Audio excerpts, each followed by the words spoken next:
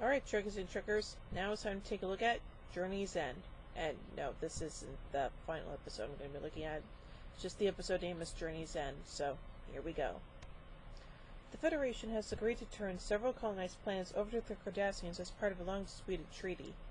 The Federation, among other Starfleet ships, has assigned the task of relocating these Federation colonists. Admiral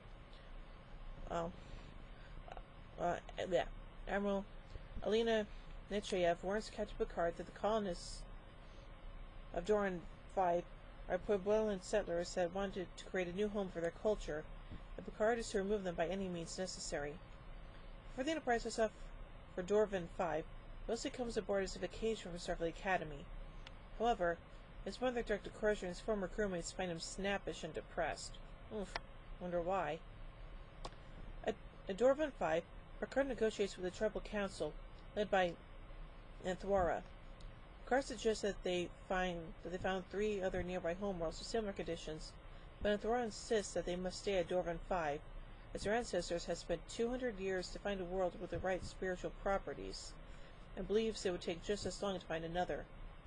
Anthwara reveals that Picard's ancestors had been involved with the Pueblo revolt in the 17th century, and that he carries some of that guilt to try to sway the captain, a thought that troubles Picard. Wesley, meanwhile, visits Lakanta, one of the colony's holy men, who instructs him to go on a vision quest. During this, Wesley talks to his long-dead father, Jack Crusher, who suggests that Wesley is bound for a different destiny than his own. The Cardassians, led by Golovec, arrive ahead of schedule and begin to assess the planet. Though they are peaceful, tensions among the Federation and colonists start to rise. Picard prepares his crew to transport the colonists to Enterprise by force. Wesley overhears of the plan and incites the colonists to riot.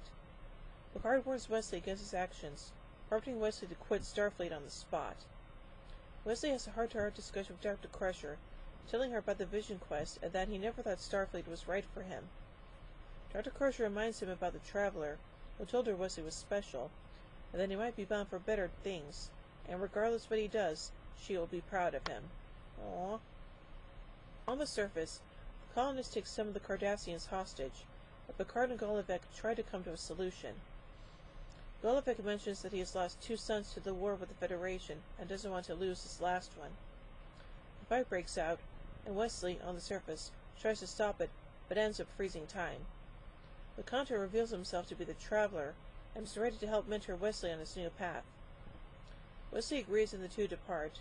The fighting continues and the Cardassians suffer casualties. Golovec agrees to evacuate his people and end the fighting. Eventually, Anthwara states that the colonists have decided to forego the Federation citizenship, and Golovec confirms the Cardassians will allow them to remain on the planet as their citizens. As the Enterprise returns to Federation space, Wesley says his goodbyes and leaves with the Traveler. Aww. So anyway, let's get some background about this episode. This episode expands the story within Star Trek The Next Generation about Cardassians, a humanoid race that has just concluded war with the Federation.